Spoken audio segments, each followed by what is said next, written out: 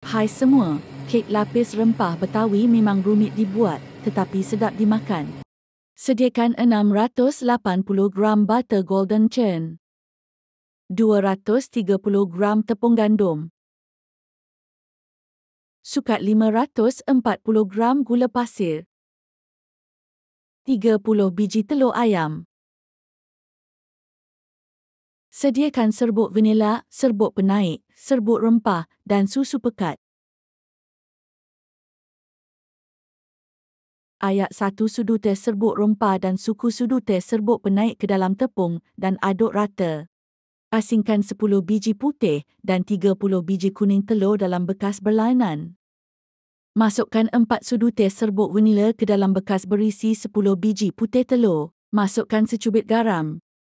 Pukul hingga gebu. Masukkan 540 gram gula pasir sedikit-sedikit. Pukul hingga sebati. Masukkan 30 biji kuning telur sedikit-sedikit. Putar sehingga gebu. Masukkan 680 gram butter golden churn sedikit-sedikit. Masukkan 4 sudu susu pekat. Masukkan 230 gram tepung gandum, 1/4 sudu teh serbuk penaik dan 1 sudu teh serbuk rempah. Masukkan sedikit-sedikit. Loyang dioles dengan gris makanan. Dasar loyang diletak baking paper. Tuangkan 1 sendok adunan kek, ratakan. Panaskan oven api atas bawah 180 darjah Celsius. Bakar lapisan pertama kek selama 10 minit api atas dan bawah. Keluarkan dan tekan kek dengan alat penekan supaya udaranya keluar. Tuang adunan kek 1 sendok dan ratakan.